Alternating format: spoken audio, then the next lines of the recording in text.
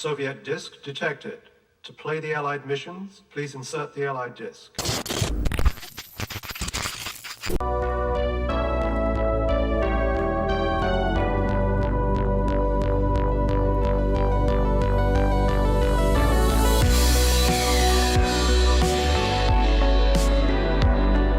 Hello everyone, I'm a Broken Robot. There's something bizarre about an indie artist going mainstream. Watching a band or a singer go from performing in basements and garages to having their merchandise sold in gas stations and their albums raking in millions. From a fan standpoint, especially if you've been a fan for a long time, it can be very alienating for an artist that once knew you on a first-name basis, suddenly not even answering their own cell phone anymore. In cases like Post Malone, Eminem, and Doja Cat, their new audience is usually so large that it drowns out any original fans that may be there to attempt a last-minute gatekeep. But what happens when an artist is in it for the art first and fame second, which leads them to rebrand and change their audience so many times that their work becomes universal? Well, my dear viewer, then you'd have an artist like MF Doom. That's you, Crops! Go croon a tune under the moon with a raccoon, eating prune with a spoon, in a balloon with baboons, watching cartoons! MF Doom is a prime example of an indie artist that broke into the mainstream. But unlike others who made it into the spotlight, this only happened in the latter half of his career.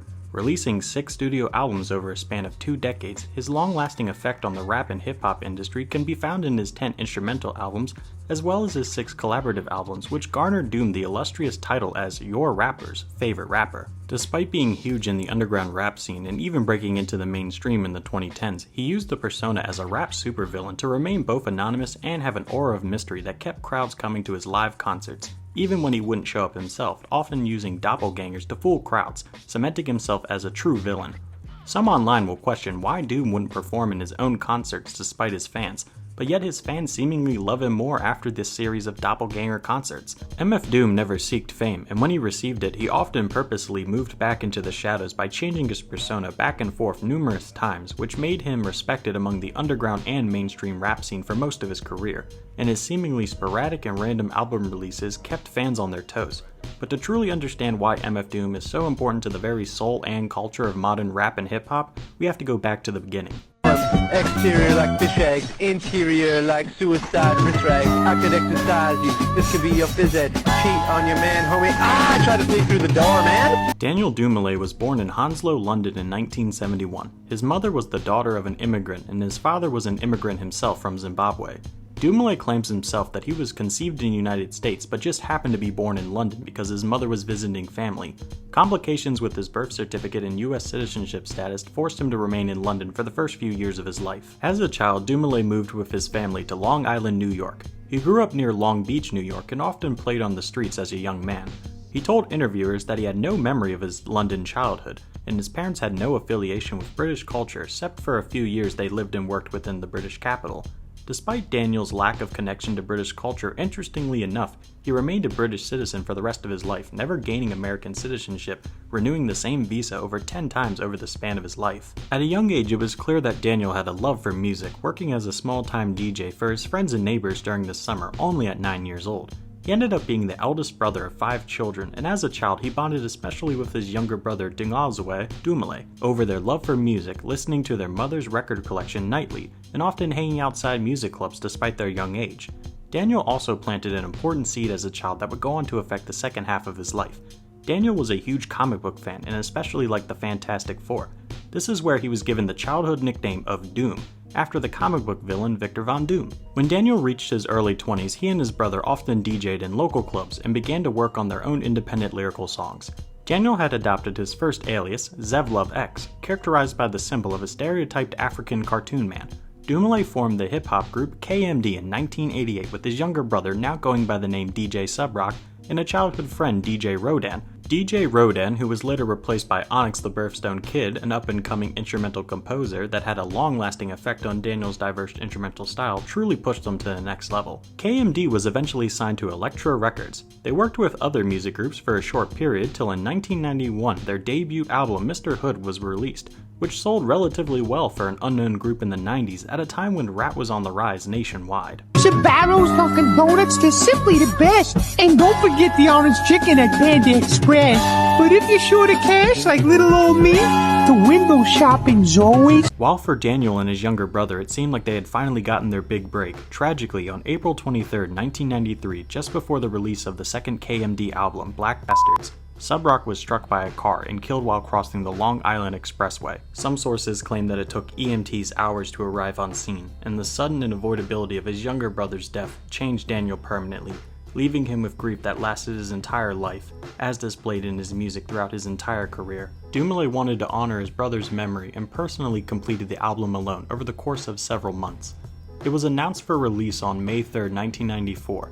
However, despite the album being finished and ready for release, KMD was dropped by Elektra Records suddenly and without warning. To add insult to injury, Elektra Records maintained the rights to the unreleased album, essentially making DJ Subroc and Doom's work on the album a waste of time, which left Daniel with a lifelong distrust of large record labels. After his brother's death and the failed release of KMD's second album, Doomlay retreated from the hip-hop scene from 1994 to 1997, but his love for music continued despite his step back from the industry. Doom's life following his brother's death was sorrowful and full of tumultuous events.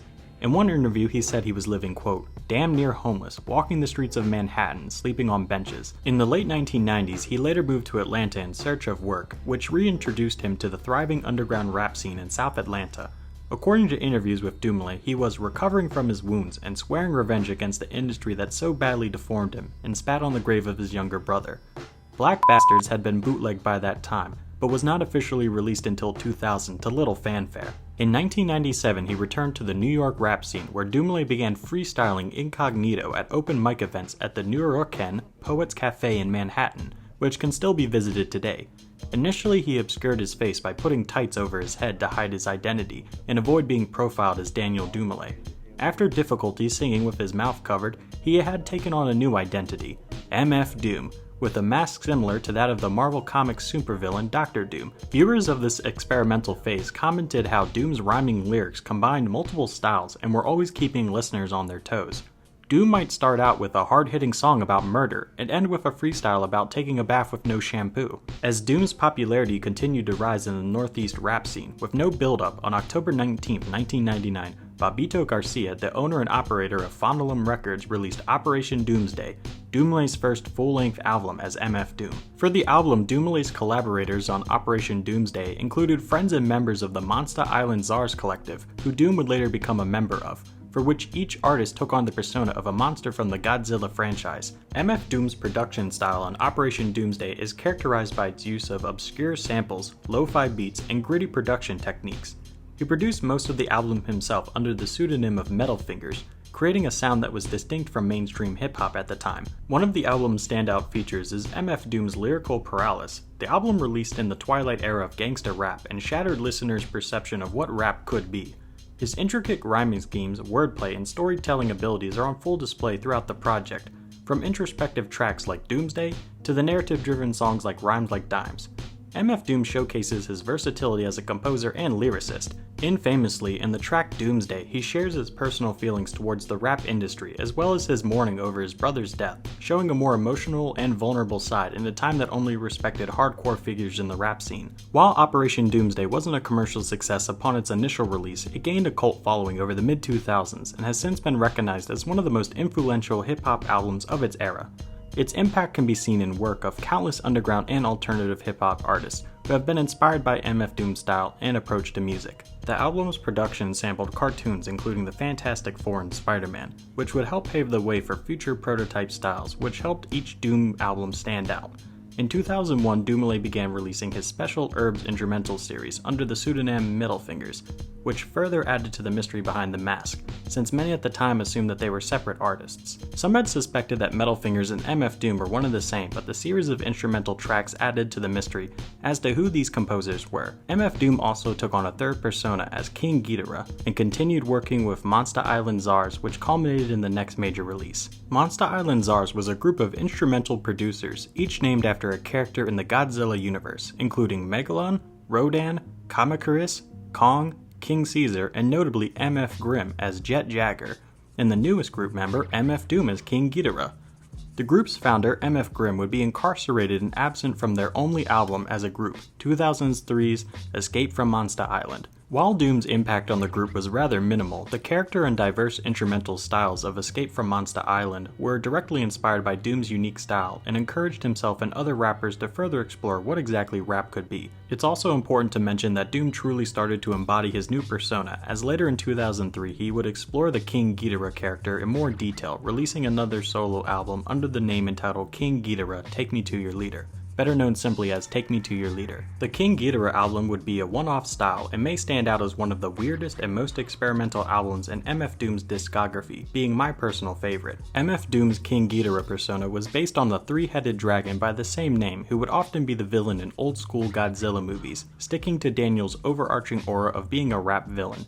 His production throughout the album brings themes of destruction and catastrophe that you would expect from such a character, highlighting the diabolical nature of his musical theming. While MF Doom raps throughout the entire album, much of the vocal duties are shared by his fellow Monster Island Czars groupmates, as they helped bring the fictional universe together, playing off the Godzilla franchise.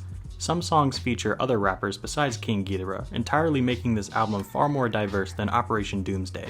The album features MF Doom chopping up dialogue samples to create a narrative, similar to how DJ Subrock used to do with KMD on Mr. Hood. MF Doom, now as King Ghidorah, produced and rapped the way he wanted to on this album, and gave this character a cinematic feel, with seemingly no connection to the outside world, throwing things like sales, critical reception, and the overarching rap community's response out the window. The guy with the stream that just died, and I got more people landing nearby. This guy's here, this guy's pushing me, this guy's coming towards me. I got this guy rotating in from the bottom, got this dude on top, bottom, left, right, front, center, they got all the positions on me. Doomalay's breakthrough and breakout success came in 2004 with the album Mad Villainy, created with producer Madlib under the group name Mad Villain. They recorded the album in a series of sessions ranging over 2 years, with great care and attention to detail before its commercial release on March 23, 2004. Mad Villainy was a critical and commercial success, effectively putting Doom in the mainstream.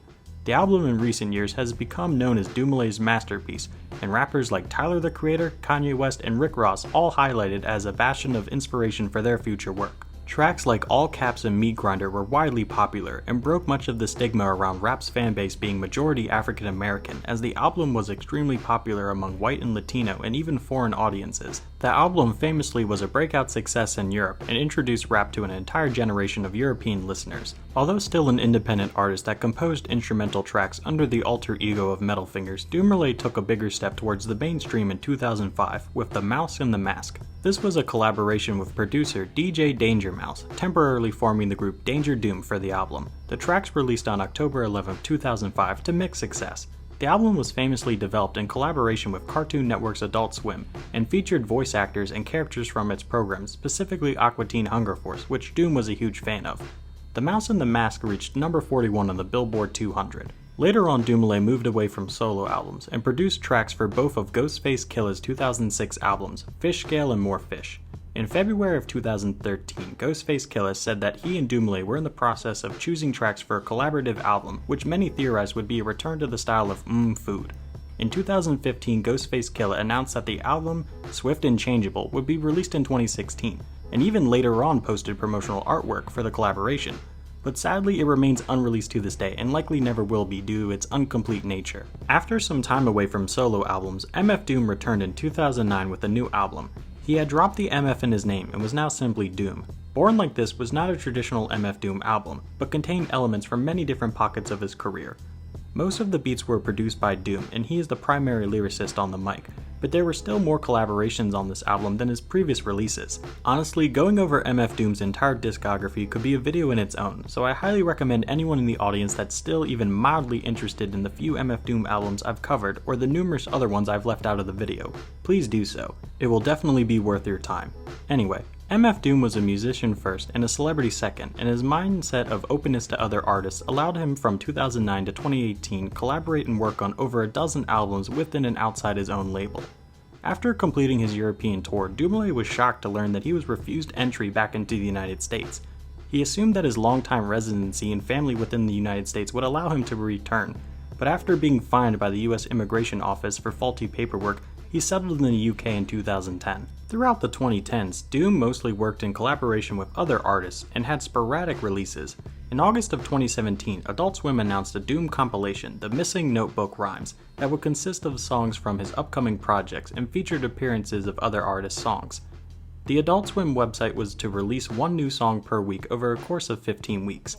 Sadly, the arrangement was cancelled in September after a release of only 7 tracks. Not to ruin this potential partnership, Adult Swim invited Doom to appear in commercial bumpers for Christmas Eve specials, which have become beloved in recent years. In February of 2018, Doomlay and Scarface released Nautical Depth, the first single from their collaborative album Scarface Meets Metalface. The album was released on March 30 of 2018. After his collaboration with Scarface, Doom took a back seat in the music industry and continued to work on his instrumental albums, occasionally being featured in other artists' work. Tragically and almost as mysteriously as MF Doom's persona itself, on December 31, 2020, Doomlay's wife announced on social media that he had passed on October 31st for reasons unknown.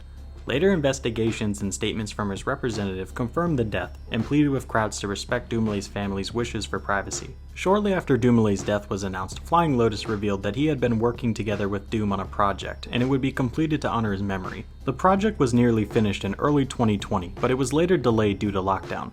Doomlay's second collaborative album with Scarface, and first and likely last post-death release, Super What, was released on May 2021 to great fanfare. In the wake of MF Doom's death, many rappers mourned his loss and would discuss his legacy on various podcasts, opening up albums like Food and Operation Doomsday to a fresh audience. This firmly placed MF Doom on his pedestal as the humble villain of rap that helped many artists find their style and collaborations that gave artists a foot in the door. MF Doom was a one-of-a-kind artist that can never truly be replicated. His ability to sound like he was rapping even when he was simply talking to his peers in interviews added to his godlike status and his persona. MF Doom's legacy inspired and helped artists like Eminem, Frank Ocean, Tyler the Creator, DJ Khaled, DaBaby, Kanye West, Childish Gambino, Travis Scott, Mac Miller, and even old-school rappers like Jay-Z. MF Doom's tragic loss of his brother and abandonment by record labels put pressure on his work to turn them into nothing short of diamonds, where even 20 years later, Operation Doomsday gets millions of listeners monthly on Spotify. MF Doom's persona as a villain both allowed him to stay humble and focus solely on the music, while also standing as a beacon of independence in an industry that had been dominated by tight-fisted record labels since the mid-90s. His ability to organically become interconnected in the industry and tread his own path helped other talented creators naturally find their place in the hip-hop scene. Doom's use of doppelganger singers at concerts and his refusal to accept gifts from fans highlighted that despite his humbleness, he was a villain at heart in the most unique way I think that the music industry has ever seen. If you haven't already, I highly recommend each and every one of you to listen to Operation Doomsday and you'll understand the hype. Doom and his style was molded through a combination of hundreds of other genres, which allowed his versatility in composing to give him an edge no rapper or instrumental composer has or likely ever will replicate. Stay out of my way. You'll pay. Listen to what I say. How about I just go eat some hay? I can make things out of clay and lay by the bay, I just may. But anyway, thank you so much for watching. I'm a huge MF Doom fan, and I hope you all enjoyed my take on his career and why I and many others believe that he's a trailblazer and a martyr of modern hip-hop. Are you guys MF Doom fans? If so, I'd be more than happy to discuss his music in the comments down below. I hope you all enjoyed the video and maybe even learned something new. If you've stuck around this long, I'd like to politely ask you to like and subscribe.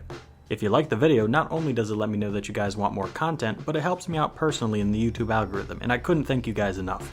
Make sure to subscribe so you don't miss out on my future video essays, reviews, and commentary on a wide variety of topics ranging from gaming to 18th century artwork. I hope you all have a great day. Remember, rule number 1, keep your phasers on stun, and stay cool.